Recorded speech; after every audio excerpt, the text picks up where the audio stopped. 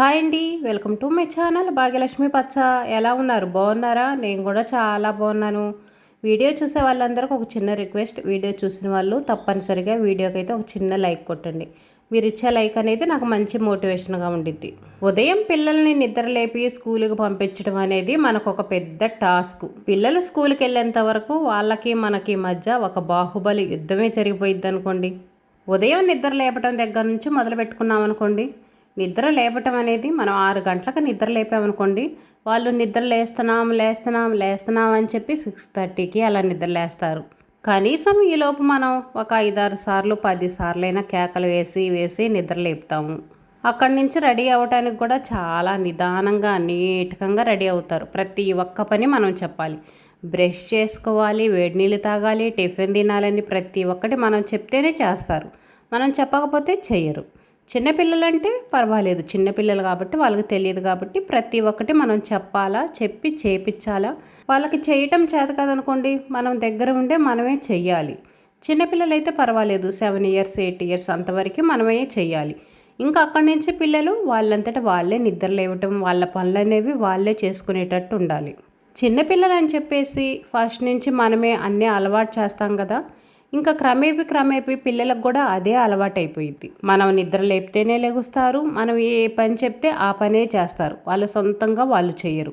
కానీ మనం తెలుసుకొని వీటన్నిటికీ చెక్ పెట్టేసేయాలి. పిల్లలు పెరుగుతున్నారు, వాళ్ళ పనులు వాళ్ళే చేసుకోవాలి.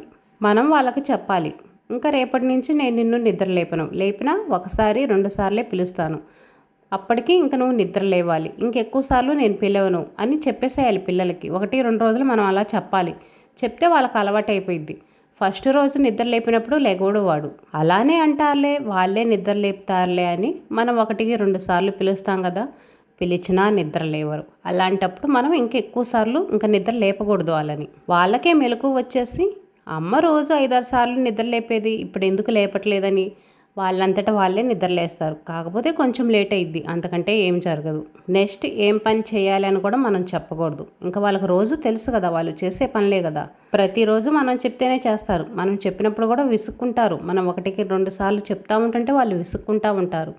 ఇంక ఇక్కడి నుంచే మనం చెప్పకూడదు. ప్రతి పని అనేది వాళ్ళకి చెప్పకూడదు. వాళ్ళంతటా వాళ్ళే చేయాలి.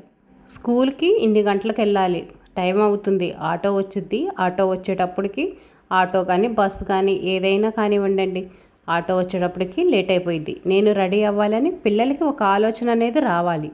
నిద్ర లేచిన వెంటనే ఈ పని నాది, ఈ పనులన్నీ నేను పూర్తి చేసుకోవాలి అని వాళ్ళకు ఒక ఐడియా రావాలి. పిల్లలకు ఉదయాన్నే మనం కొన్ని మంచి అలవాట్లు కూడా నేర్పించాలి. ఉదయం లేచిన వెంటనే హాట్ వాటర్ తాగటం ఇలాంటివి. ఫస్ట్ 2 రోజులు తాగరు, గొడవ చేస్తారు. మనం చెప్తేనే తాగుతారు, లేకపోతే తాగరు. అప్పుడు కూడా పెద్ద గొడవ అయిపోయిద్ది, పక్కింటి వాళ్ళకి వినిపించేటట్టు అలా ఉంటుంది గొడవలు. అయినా పర్వాలేదు, మన పిల్లల కోసమేగా, మన పిల్లల హెల్త్ కోసమే కదా. గొడవైనా వాళ్ళు ఏడ్చినా పేచీ పెట్టినా సరే 1-2 రోజులు చెప్పి వాళ్ళకి తాపించాలి, అలవాటు చేయాలి. తర్వాత ఉండే కొద్దీ వాళ్ళకి చెప్పకూడదు మనం, వాళ్ళంతటా వాళ్ళే తాగేటట్టు ఉండాలి. రోజు మారం చేస్తున్నారనుకోండి, తర్వాత రోజు వాళ్ళకి వాటర్ ఇవ్వకుండా మనమే తాగాలి. మేము హాట్ వాటర్ తాగుతున్నాం, మేమందరం హెల్తీగా ఉన్నాము, నీకు హెల్త్ పాడైపోయిద్ది, కడుపు నొప్పి వచ్చిద్ది అని అది ఇది చెప్పామనుకోండి, పిల్లలు భయం చొప్పున తాగుతారు. ఇంకొక భయం, పిల్లలకి ఇంజెక్షన్ అంటే చాలా భయం. కడుపు నొప్పి వచ్చిద్ది, ఇంజెక్షన్ చేస్తారని భయపెట్టామంటే తప్పనిసరిగా 4 రోజులు పేచి పెట్టినా కానీ 5వ రోజు వాళ్ళే తాగేస్తారు. ఇలాంటి మంచి అలవాట్లు అనేది పిల్లలకు మనం నేర్పించాలి. స్నానం చేయటం, బ్రష్ చేసుకోవటం, వాళ్ళంతటా వాళ్ళే స్కూల్కి రెడీ అవ్వటం, సాక్సులు వేసుకోవటం, టై కట్టుకోవటం, షూస్ మొత్తం అన్నీ వాళ్ళే చేసుకునే విధంగా ఉండాలి. 10 ఇయర్స్ వచ్చిన కాడి నుంచి పిల్లలు వాళ్ళంతటా వాళ్ళే చేసుకోవాలి, మనం చేయకూడదు. వాళ్ళకి దగ్గరుండి మనం నేర్పించాలి. మనం రోజు చేస్తూ ఉంటే వాళ్ళకి బద్ధకం ఏర్పడి కొంచెం పెద్ద ఏజ్ వచ్చినా కానీ వాళ్ళంతటా వాళ్ళు చేసుకోరు, మన చేతే చేపిస్తారు, గొడవ చేస్తారు, ఏడుస్తారు. అయినా కానీ మనం చెయ్యకూడదు. స్కూల్కి లేట్ అవుతుందని చెప్పేసి వాళ్ళంతటా వాళ్ళే చేసుకుంటారు.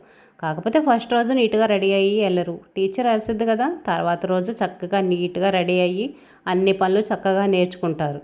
మనల్ని చేయమన్నా కానీ నీకు లంచ్ బాక్స్, టిఫిన్స్ అన్నీ రెడీ చేయాలి, నాకు చూడు ఎంత పని ఉందో అని పిల్లలకు మనం చెప్పాలి, చూపించాలి. నీకు నచ్చిన టిఫిను, నీకు నచ్చిన లంచ్ అనేది రెడీ చేయాలంటే నీ పనులు చేస్తా కూర్చుంటే ఇవన్నీ ఆగిపోతాయి, నీకు ఇష్టం లేని కూర పెడతాను అని ఇలాంటివి చెప్పామనుకోండి, పిల్లలు ఇంకా భయపడి వాళ్ళ పనులు వాళ్ళు చేసుకుంటారు.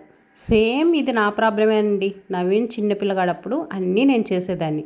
వాడు పెద్ద అయ్యే కొద్దీ ఏముంది, నేను నిద్ర లేపితేనే లెగవటం, నేను చెప్తేనే చేయటం అలా చేస్తున్నాడు. ఇంకా కొన్ని రోజులకి నేను వదిలేసాను వాడిని నిద్ర లేపటం. ఫస్ట్ 1, 2 సార్లు నిద్ర లేపుతాను. ఇంకా అంతే, ఎక్కువ సార్లు పిలవను.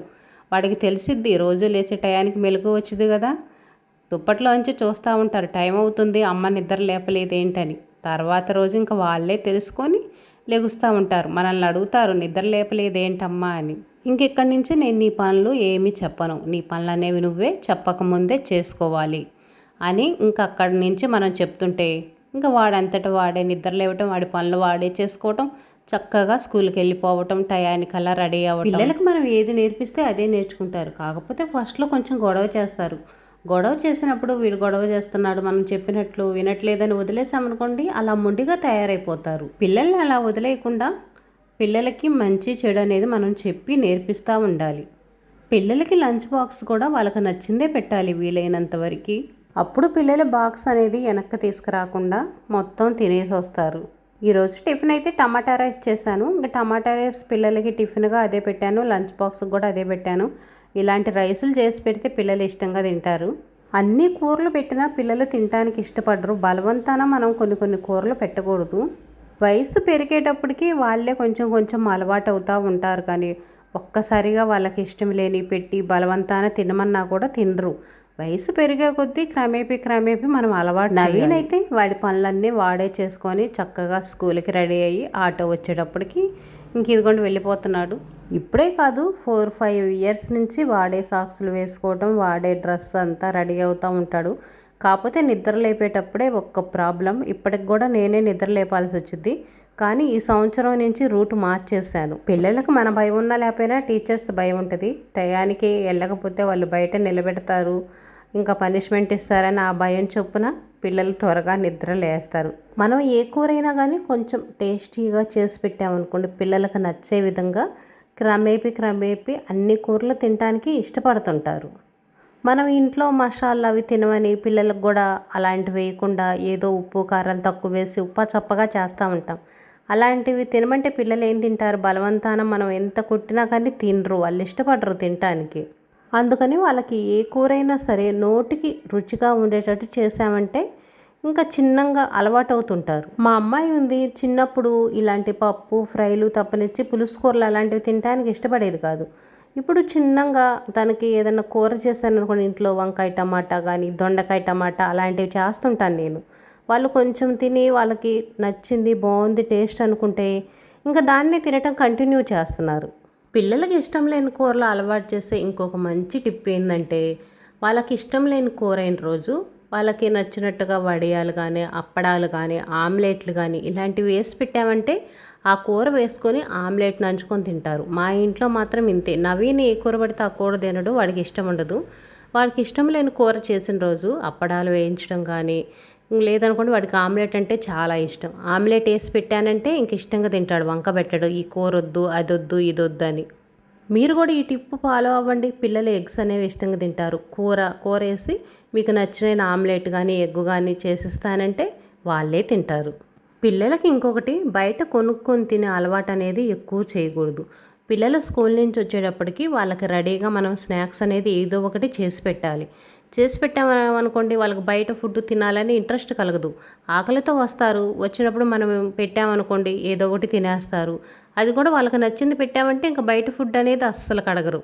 ఎక్కువ ఫ్రూట్స్ అవే కాకుండా ఏదన్నా దోశలు వేయటం, పిల్లలు దోశలు అలాంటివి ఇష్టంగా తింటారు. దోశలు వేయటం, ఏదైనా మరమరాలతో స్నాక్స్ చేసి పెట్టడం, ఇలాంటివి చేసి పెట్టామంటే బయట ఫుడ్ అనేది అడగరు. ఎప్పుడో ఒకసారి వారానికో 10 రోజులకో అలా వాళ్ళకి నచ్చినవి కొని పెడితే సరిపోయిద్ది. కొంతమంది ఎక్కువగా ఏం చేస్తారంటే పిల్లలకు ఒక 10 రూపీస్ ఇస్తారు, బయట ఏదైనా స్నాక్స్ కొనుక్కొని తినమని చెప్తారు. ఇంకా వాడికి అదే అలవాటైపోయిద్ది. అలవాటైపోయి ఇంట్లో మనం ఏం పెట్టినా ఏం చేసినా వాడికి నచ్చదు. బయట బాగా ఆ మసాలా ఈ మసాలా వేసి బాగా టేస్టీగా చేస్తారు కదా, ఇంకా ఆ ఫుడ్ తినటం అలవాటైపోయేవాడు ఇంట్లో మనం ఏది చేసినా తినడానికి ఇష్టపడరు, బయట ఫుడ్డే ఎక్కువ తింటాడు. దానివల్ల చాలా హెల్త్ ప్రాబ్లమ్స్ వస్తాయి. అందుకని పిల్లలకి డబ్బులు ఇచ్చే కంటే కూడా ఏదో ఒక స్నాక్స్ అనేది బాక్స్లో పెట్టి పంపించండి. పిల్లలు త్వరగా ఇంటికి వస్తారు, 4 గంటలకు 5 గంటలకల్లా ఇంటికి వస్తారు అనుకుంటే వాళ్ళకి అసలు స్నాక్స్ పెట్టొద్దు. ఇంటికి రాగానే వెంటనే మనం ఏదో ఒక స్నాక్స్ చేసి పెడితే తింటారు ఇంకా. స్కూల్కి ఫ్రూట్స్ పంపించామనుకోండి, మధ్యాహ్నం లంచ్ తర్వాత వాడు స్నాక్స్గా ఫ్రూట్స్ తింటాడు. ఇంటికి వచ్చిన తర్వాత మనం ఫ్రూట్స్ పెట్టామంటే తినడు. ఒకవేళ పిల్లలకి స్నాక్స్ పంపించాలంటే ఫ్రూట్స్ పంపించండి. ఇంకా స్కూల్లో తప్పదు, వాడికి ఆకలైందంటే ఇంకా వేరే ఆప్షన్ ఉండదు కాబట్టి ఆ ఫ్రూట్సే తింటాడు వాడు. ఇంటికి వచ్చిన తర్వాత ఇంకా పేచీలు పెడతారు కాబట్టి ఏదో ఒకటి మనం చేసి పెడతాము. స్కూల్కి మాత్రం తప్పనిసరిగా వీలైనంత వరకు ఫ్రూట్స్ పెట్టండి. మా పిల్లలు కొంచెం పెద్దవాళ్ళు అయ్యారు కాబట్టి ఇప్పుడైతే ఎక్కువ శాతం నేను స్నాక్స్ పంపించట్లేదు. 5 గంటలకల్లా ఇంటికి వచ్చేస్తున్నారు. ఇంకొచ్చిన తర్వాత స్నాక్స్ ఇస్తున్నాను. ఇంక ఇంట్లో కాయలంటే ఇప్పుడు ఎక్కువ శాతం మామిడికాయలు ఉంటున్నాయి. మామిడికాయలు పిల్లలకి బాక్సులు పెట్టి పంపించలేం కదా, అవి వాసన వస్తాయి. ఇంకా జామకాయలు అలాంటివి ఉంటే మాత్రం ఒక జామకాయ వేసి పంపిస్తుంటాను.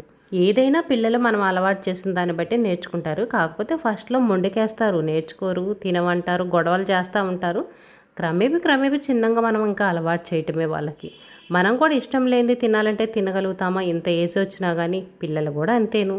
ఈరోజు కూర అయితే దొండకాయ ఫ్రై చేస్తున్నాను. ఇలాంటి ఫ్రైలు అంటే పిల్లలు బాగానే తింటారు, ఇబ్బంది ఉండదు. కాకపోతే ఉదయాన్నే దొండకాయ ఫ్రై అనేది ఇంకా వాడికి బాక్స్కి అందదని చెప్పేసి ఇంకా టమాటా రైస్ చేశాను కదా, బాక్స్కి కూడా అదే పెట్టి పంపించాను.